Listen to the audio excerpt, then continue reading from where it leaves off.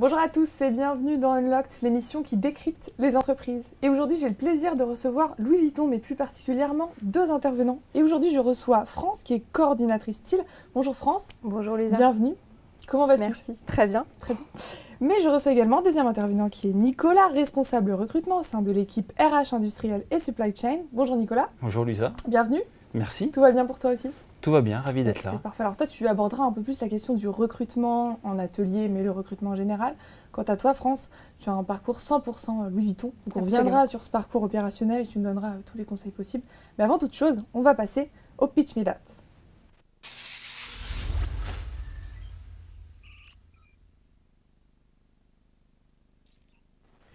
Alors Louis Vuitton, c'est quoi? C'est une vaste question à laquelle Nicolas, c'est toi qui vas répondre. Exactement, une vaste question, beaucoup de choses à dire. En fait, en parlant avec France, on a essayé de résumer en 3 mots. Alors, c'est compliqué, mais le premier, c'est artisanat. Bien sûr, quand on pense à Louis Vuitton, on pense aux produits, un savoir-faire de qualité et un savoir-faire traditionnel. Même si voilà, on est dans cette notion aussi de modernité, un artisanat moderne, mais un artisanat avec une dimension, pour le deuxième point, industrielle, avec une dimension industrielle qui est importante, et on est aussi là pour se parler de cette dimension-là tout au long de ce rendez-vous. Chez Louis Vuitton, effectivement, il y a une dimension industrielle importante, avec des carrières, on en reparlera aussi, dans le milieu industriel. C'est innovant, ça bouge tout le temps, donc on est en train de se renouveler, ça se renouvelle tout le temps en fait, donc ça c'est hyper intéressant et on se donne les moyens en fait d'y arriver. Et le dernier point, c'est aussi la dimension humaine qui est également hyper importante chez nous, chez Louis Vuitton. Dans les ateliers, déjà, ça garde une certaine, on va dire, dimension aussi qui reste et qui permet la proximité en fait des équipes. Donc ça, c'est aussi un point essentiel. Dans l'humain, on a pensé également à tout ce qui est évolution. On parle de mobilité. Il y a des opportunités de carrière qui sont hyper nombreuses. Et on parle aussi, enfin, il y a un climat et une certaine bienveillance dans nos équipes. Tout ça. Alors on va voir comment devenir ingénieur et surtout quelles sont les opportunités de construire sa carrière. Mais ce que tu me disais avant en amont, c'est que vous connaissez en ce moment une phase de croissance très forte sur l'activité industrielle, que ça concerne la maroquinerie, la petite maroquinerie. Donc ça a des influences sur les ateliers de création en France, c'est pour ça que vous recherchez des ingénieurs. Mais surtout ce que tu m'as dit, ce que je retiens, c'est qu'aujourd'hui le défi, c'est d'aller vers une démarche de plus en plus industrielle pour répondre à la demande client, répondre de plus en plus vite à la démarche client. C'est ce que tu me disais. On est d'accord là-dessus? Exactement. Alors on va voir un peu plus ça en détail, mais surtout on va voir ce qui se passe et comment intégrer Louis Vuitton. Si vous êtes d'accord, on va voir ça tout de suite. C'est parti.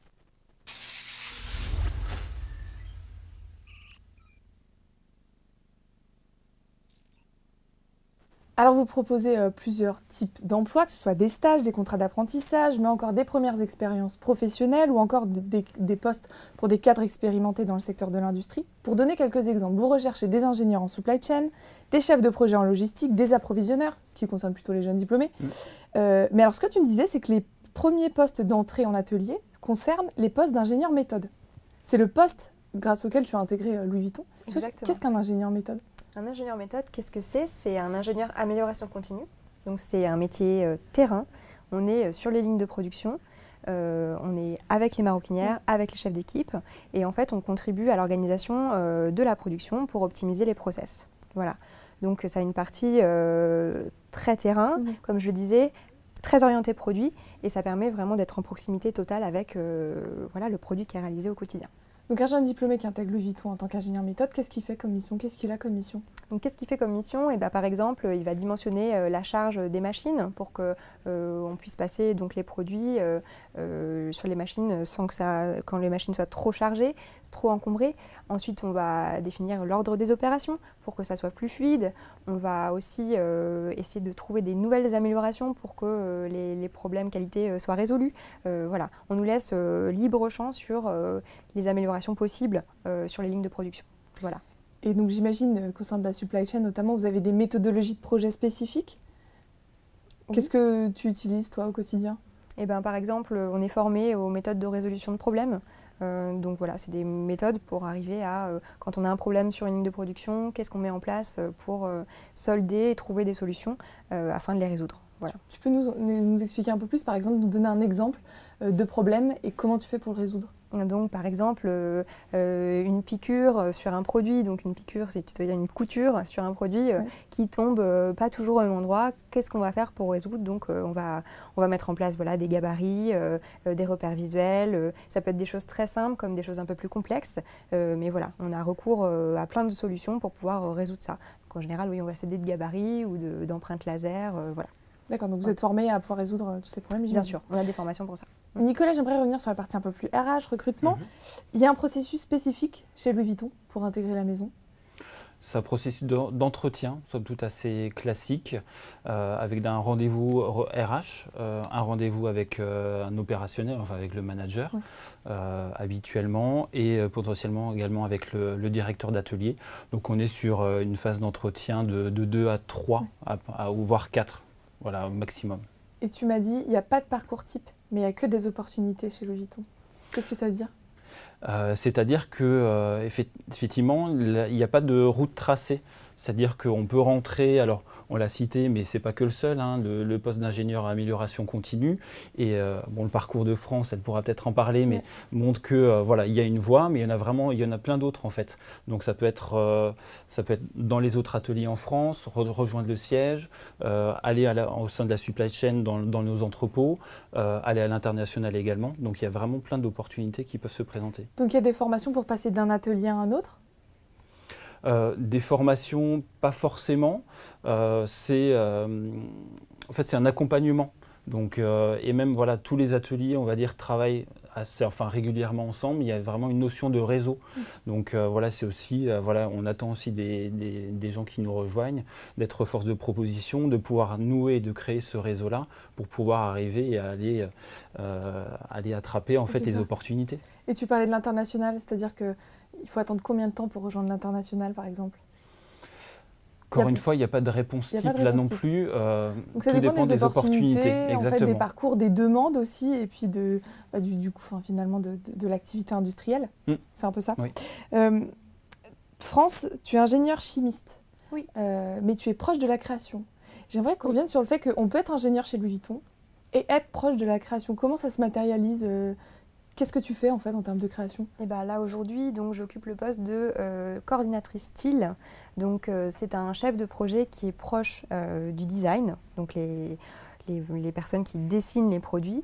Donc mon rôle, c'est de faire le lien et de réaliser les premiers volumes à partir du dessin du designer. Donc oui, ça n'a rien à voir avec ma formation de chimiste, pétrochimie même, mais en effet maintenant je suis proche de la création. Ça permet de développer énormément de choses, ça me permet de développer ma créativité, mais aussi ma méthodologie pour gérer les projets. Et il y a une dimension relationnelle qui est hyper importante chez nous. Donc voilà, il faut créer du lien avec tous les différents secteurs avec lesquels on travaille, et c'est hyper enrichissant. Est-ce que tu manages par exemple des jeunes entrants qui arrivent chez Louis Vuitton? Tu travailles avec les jeunes diplômés? Oui, on a des personnes qui sont en alternance dans notre équipe. Donc oui, en effet. Est-ce que tu leur donnes des responsabilités assez rapidement? On leur confie des projets à part entière. Donc oui, par exemple, la ligne, on a une ligne empreinte chez nous qui sont des produits en cuir peu couverts. Et donc, j'ai confié donc à mon alternante la réalisation le lancement en fait de ces produits-là. Voilà. Et on a le droit à l'erreur chez Louis Vuitton parce que c'est une maison qui est très exigeante. On est dans de la création, dans du sur-mesure. On a le droit à l'erreur? On a le droit à l'erreur, et j'irai même au-delà. Je pense que c'est une entreprise qui est très bienveillante. Et c'est vrai qu'on travaille dans un climat qui est hyper favorable à l'épanouissement. Tu parles de bienveillance, l'équilibre vie privée, vie professionnelle. Comment est-ce que ça se passe chez Louis Vuitton, cet équilibre? Comment tu la qualifierais? Comment je pourrais la qualifier? Comment elle se traduit? Je peux multiplier les questions. Oui, exactement. Ça rejoint en fait cette notion de bienveillance, c'est-à-dire que voilà, c'est des équipes qui sont à l'écoute, et du coup voilà, on peut trouver en fait toujours des solutions pour arranger. Voilà, c'est plutôt dans ce sens-là. Voilà, c'est l'écoute et pouvoir répondre à des sollicitations s'il y a besoin en fait d'adapter et d'arranger en fait. Donc on retiendra le mot bienveillance. Oui, c'est ça. Parfait. Alors maintenant, les intéressés nous ont envoyé beaucoup de questions. Alors on a fait une sélection de questions que je vais pouvoir vous poser maintenant et auxquelles vous allez pouvoir répondre. Okay. Alors on va voir ça tout de suite.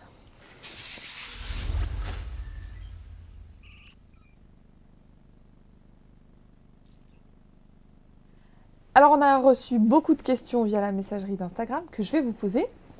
Alors il y a Florence tout d'abord qui vous demande combien de recrutements réalisez-vous en moyenne par an? Alors globalement en fait, si on peut déjà faire un bilan, on est encore en début d'année sur 2018, sur l'industriel et la supply chain, on a réalisé près de 1400 recrutement, donc tout type de postes sont confondus. Et sur les années à venir, on parlait de croissance, donc on est vraiment dans cette dynamique-là. On parle d'environ 2000 recrutements par an sur les 3 prochaines années. D'accord. Ça me fait penser à une question, si on entre en stage chez Louis Vuitton, ça peut déboucher sur un CDI ou un CDD ou... Bien sûr, et on l'espère, oui. Alors, moi, c'était mon cas, donc je suis rentrée chez Vuitton en stage de fin d'études. D'accord. Et voilà, et après, ça a débouché sur un CDI. Et tu as tissé ton parcours à la suite de ça. Voilà. Parfait. Alors, une deuxième question de Myriam qui vous demande, accompagnez-vous la montée en compétences? Si on accompagne la montée en puissance, montée en compétences, pardon. Oui, ça va de pair. Oui, ça va de pair, mais oui, pleinement en fait. Dans un premier temps, il y a vraiment une acculturation et on plonge les nouveaux dans notre univers, en fait, découvrir les process, découvrir les gens. On parlait de dimension humaine, donc c'est hyper important. Donc c'est en fait, après... L'accompagnement, en fait, c'est plus une plongée finalement dans l'univers, dans l'atelier. Avec un manager qui aide cette montée en compétences. Oui, bien sûr, il y a un suivi régulier qui est fait. Encore une fois, France, tu n'hésites pas à intervenir, mais voilà, il y a vraiment, ça c'est hyper important. Mais on laisse aussi, il y a de l'autonomie, c'est-à-dire qu'on va attendre aussi des étudiants ou des stagiaires ou même d'un jeune diplômé qui nous rejoint, d'avoir ce côté aussi débrouillard et d'y aller en fait. D'être force de proposition, j'imagine aussi. France, tu manages par exemple des jeunes en ce moment. Comment ça se passe ta relation avec eux? Là aujourd'hui, ça se passe très bien. C'est très complet. On peut leur faire voir plein de choses et eux, ils nous apportent beaucoup également. Tu as des points réguliers avec eux. Ils te demandent par exemple d'évoluer, de toucher à d'autres choses au sein de la chaîne, tu leur donnes ces opportunités-là? Alors là, je viens d'arriver sur le poste de CS, donc c'est très récent, mais sur mon poste d'avant, j'étais manager de production et donc j'avais une alternante maroquinière. Et donc évidemment, on faisait des points très réguliers pour voir la montée en puissance. Donc voilà, sur le métier de maroquinier, on suit plutôt la montée en puissance, la montée en cadence. Voilà, et c'est quelque chose qu'on accompagne de matière très régulière. Alors on a une question maintenant de Gilles qui vous demande sur quel axe d'amélioration travaillez-vous?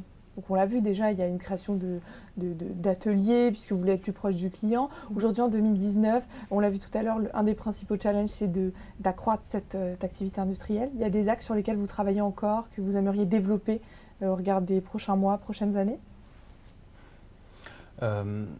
Ça va dans le sens, enfin je pense effectivement de faire évoluer en fait les ateliers pour pouvoir répondre encore plus rapidement aux besoins du client. Et quand tu dis évoluer, c'est en termes d'équipement par exemple? C'est les équipements, c'est les processus de travail. Et là, en fait, toutes les équipes sont vraiment partie prenante en fait, dans ces projets-là et tout le monde y participe.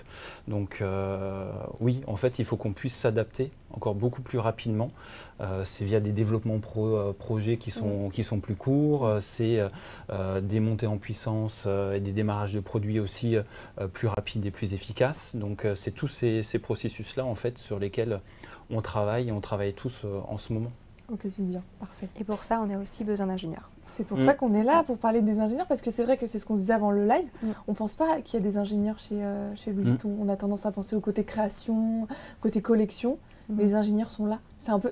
Concrètement, par exemple, un sac aujourd'hui qui est commercialisé, à quoi précisément tu as contribué sur ce sac, par exemple? Là, aujourd'hui, sur mon poste aujourd'hui, je contribue sur vraiment la mise en projet, donc la mise en planning du tout début du projet, donc sur les premières maquettes du produit, avant même que ça soit mis en production. Voilà. D'accord. Mais d'autres ingénieurs interviennent sur la chaîne de production derrière. Voilà. Ça peut être le chef de projet d'industrialisation, ça peut être le chef de projet site, l'ingénieur amélioration continue, le chef d'équipe. Voilà. À tout moment, l'ingénieur peut intervenir dans ce processus. Au processus. Ok. Alors, on va prendre une autre question de Maëva qui vous demande où en êtes-vous de la parité homme-femme au sein de l'entreprise? Surtout concernant les ingénieurs, parce qu'on sait qu'il y a plus d'ingénieurs hommes que femmes. Tu travailles avec beaucoup de collègues femmes? Je dirais ça dépend des métiers. Comme on a une belle évolution vraiment dans cette entreprise, on change à peu près de métier tous les 2-3 ans. Ça dépend des corps de métier, mais de manière générale, c'est plutôt paritaire.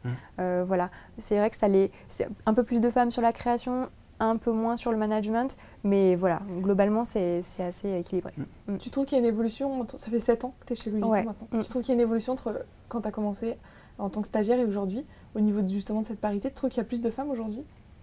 Je ne sais pas dire, je n'ai pas le recul nécessaire, mais je dirais que dans les équipes, ça a toujours été le cas, vraiment. Dans les équipes, je rejoins France, effectivement, c'était toujours plutôt, il y a toujours un mélange. Alors on prend la prochaine question d'Amel qui vous demande quelles sont les valeurs auxquelles il faut adhérer lorsqu'on est au sein de Louis Vuitton. Ah, belle question. Ça rejoint, je pense, si je me trompe, France, mais ce qu'on s'est dit au départ, en fait, on parlait de dimension humaine, donc effectivement, il faut être proche du terrain, des gens, du coup, d'être dans l'échange, dans l'écoute, dans la bienveillance aussi. On parlait aussi de force de proposition, d'innovation, donc cet esprit en fait à aller de l'avant et à pouvoir proposer de nouvelles choses, de sortir un peu des sentiers battus. Voilà, c'est la créativité. Et je rajouterais peut-être l'exigence aussi. On est dans une maison de luxe et c'est vrai qu'on veut toujours le meilleur, évidemment. Et c'est vrai que c'est quelque chose aussi, c'est une valeur, je pense qu'on nous inculque vraiment dès notre entrée. Et tu parles des... Pardon. Et oui, non, j'allais ajouter aussi, alors je ne sais pas si c'est une valeur, mais pouvoir s'adapter en fait. Donc, comme je le disais, on disait, tout change très souvent, très régulièrement. Et du coup, voilà, d'avoir vraiment un peu ce jeu de jambes, de pouvoir... D'être agile. D'être agile, effectivement. S'adapter. Tu parlais d'exigence. Chaque entreprise a ses propres règles. Louis Vuitton a ses propres règles. Et c'est ce que vous allez pouvoir nous expliquer un peu plus, ce qu'on peut faire, ce qu'on ne peut pas faire chez Louis Vuitton. Et on va voir ça grâce au Do and Don't.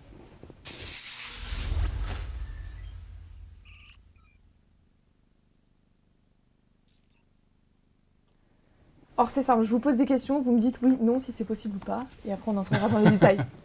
Alors, porter une tenue décontractée au quotidien? Oui. Oui. Alors c'est quoi la tenue décontractée? Il n'y a pas d'uniforme? Non. Non, il n'y a pas d'uniforme, il y a une... dans l'atelier, il y a, on va dire, un vêtement de travail, une blouse, qui est portée par les maroquiniers, maroquinières, et les équipes aussi de management et les ingénieurs amélioration continue, voilà, ceux qui interviennent vraiment sur les lignes en fait en direct. Mais au-delà de ça, effectivement, une tenue décontractée. Vous venez directement du travail? Oui. Ça permet d'illustrer un petit peu le genre de tenue qu'on peut porter. Donc c'est plutôt décontracté, on peut mettre une chemise, on peut mettre un t-shirt, voilà, on est dans l'esprit. On peut mettre un t-shirt, sauf en atelier on peut mettre aussi. Des baskets. On peut mettre des baskets? Oui. Ok, parfait. Alors admettre un échec en entretien. Je m'adresse à toi, Nicolas.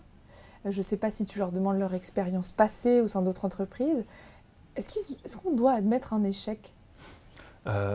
L'admettre, oui, on peut. C'est une réponse tout à fait. Non, en fait, après, ce qui est important, c'est de pouvoir illustrer ce que la personne a retenu en fait de cet échec-là.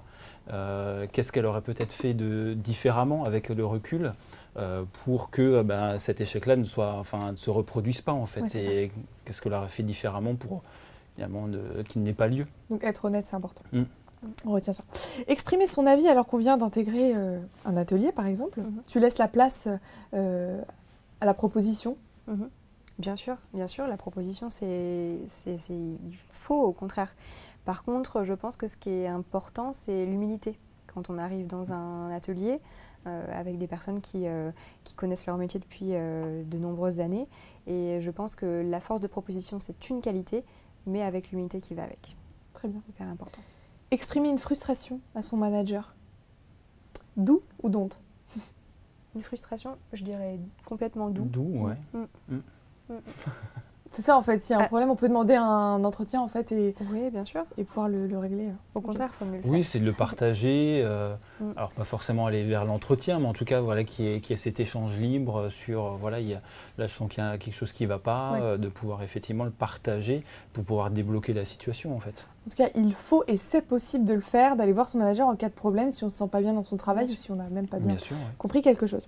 Alors, travailler son body language pour l'entretien. Do ou don't?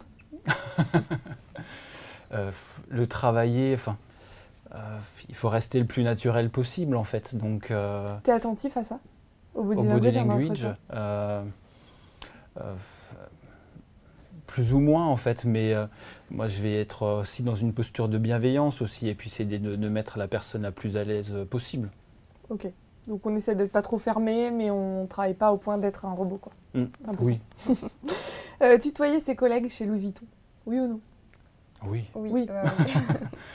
Oui. Donc tout le monde se tutoie entre eux. Très bien. Oui, c'est comme voilà, on disait, c'est la notion, voilà, on est assez proches, c'est des petites équipes, enfin sur l'atelier surtout, enfin la notion de petite, voilà, somme toute relative, mais voilà, tout le monde se connaît, plus ou moins. Donc effectivement, voilà, on se tutoie très rapidement en fait et facilement. Ok. Évoquer ses ambitions et ses objectifs dès le premier entretien. Oui ou non? Ses ambitions et ses objectifs. Ouais. Ses ambitions, ses objectifs, alors je dirais, enfin, on peut les exprimer en fait, hein, mais après, voilà, il faut rester humble aussi à ce niveau-là et surtout de démontrer en fait ses capacités et ses aptitudes à pouvoir y arriver en fait. Hein, donc, ok, la personne veut aller jusque-là, mais voilà, montre-moi que tu es en mesure et que tu as les aptitudes pour le faire en fait. Ok. Donc être, dirais-je, humble, mais montrer qu'on a aussi envie de progresser au sein de la maison. Oui, bien sûr. Est-ce qu'il faut connaître l'histoire de la maison lors du premier entretien? Est-ce que tu les questionnes là-dessus? Moi, on m'avait questionné très rapidement à mon premier entretien. Donc oui, connaître, alors c'est pas la peine de réciter Wikipédia, ça sert à rien.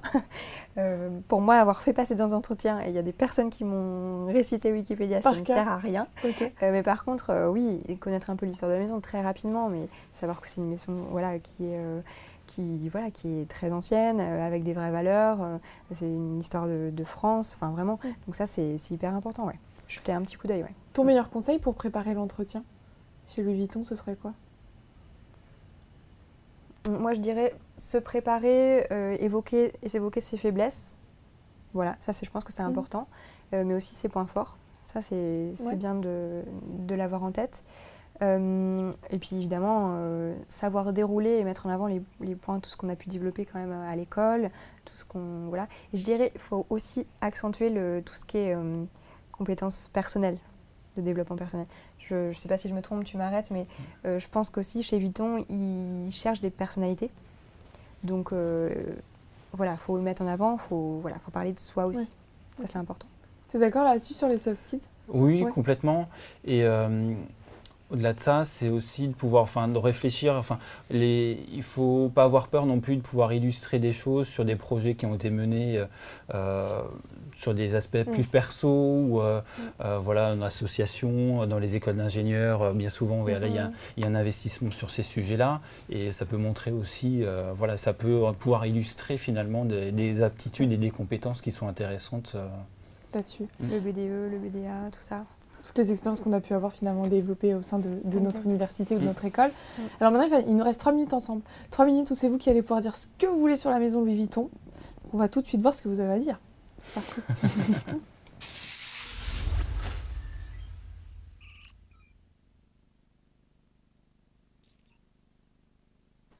Alors justement, qu'est-ce que vous avez envie de dire sur Louis Vuitton?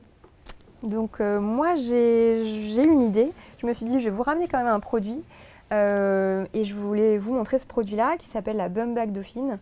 donc sur lequel voilà, mon équipe a travaillé sur le défilé, puisque c'est un produit qui a défilé. Et je voulais juste prendre cet exemple parce que je trouve qu'il illustre bien la maison.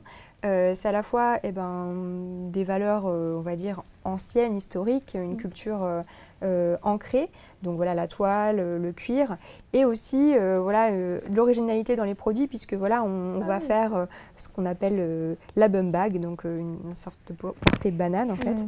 Et voilà, donc on a des produits qui se renouvellent énormément, on fait énormément de nouveaux produits, ça il faut le savoir. Ce qu'on voit peut-être dans les magazines, ce n'est qu'une petite partie infime des produits qu'on fait. Et voilà, c'est une maison créative, c'est une maison qui s'innove et qui s'invente tant au niveau des process qu'au niveau des produits. Et voilà, je pense que la valeur ajoutée aussi d'un ingénieur, c'est si on aime le produit, c'est de venir. En tout cas, c'est possible de chercher ça. En tout cas, Ouais. tu nous as fait une petite surprise parce que je pensais que c'était qu'une banane, mais en fait, c'est également un petit sac épaule. C'est également un petit sac épaule, et oui, c'est innovant. On peut détacher le produit. Et ça, pour un ingénieur, il met voilà. combien de temps à concevoir un produit comme celui-ci? Alors, c'est le designer qui le dessine, et puis donc l'ingénieur derrière, le coordinateur style, en fait, va tout bien calculer, coordonner la matière, l'épaisseur, pour que ça donne un produit portable. Donc ça prend combien de temps, par exemple? Ça prend combien de temps à maqueter? Globalement, oui. À maqueter, faut compter 2 semaines pour sortir un premier volume. Voilà. En tout cas, n'hésite pas à laisser le sac dans le studio, on saura quoi faire. Nicolas, tu voulais ajouter un dernier mot sur la maison Louis Vuitton? Oui, alors peut-être voilà, pour résumer, pour le dernier mot, c'est de dire, voilà, en espérant que ce qu'on a pu dire et partager là ce soir, ça puisse donner des vocations en fait, et effectivement faire comprendre qu'il y ait des opportunités chez Louis Vuitton pour des ingénieurs. On est une maison qui est prête à les accueillir, à les accompagner, à les former, qui va les ouvrir vers des univers vraiment très différents. Alors on s'est parlé beaucoup de maroquinerie là pendant cette demi-heure, mais voilà, ça peut aussi ouvrir vers d'autres portes et des business différents au sein de la maison. On travaille aussi les montres, les chaussures, les accessoires, etc. C'est une porte d'entrée aussi dans le groupe LVMH, bien entendu. Donc voilà, donc il y a vraiment plein d'opportunités pour ceux qui s'en donnent la peine, l'envie. Et donc voilà, ils sont les bienvenus. C'est parfait. En tout cas, je vous remercie beaucoup tous les deux d'avoir monté cette facette de Louis Vuitton qu'on connaissait un peu moins. Ingénieur de la création, c'est possible. Donc merci à tous les deux pour vos beaux retours d'expérience. Chez vous, si vous êtes intéressés, vous pouvez postuler sur jobs au pluriel.louisvuitton.com ou encore sur jobteaser.com. Je vous remercie une fois de plus. Je vous souhaite bon courage dans la suite et une belle carrière surtout. Chez vous, je vous donne rendez-vous très vite pour un nouveau live.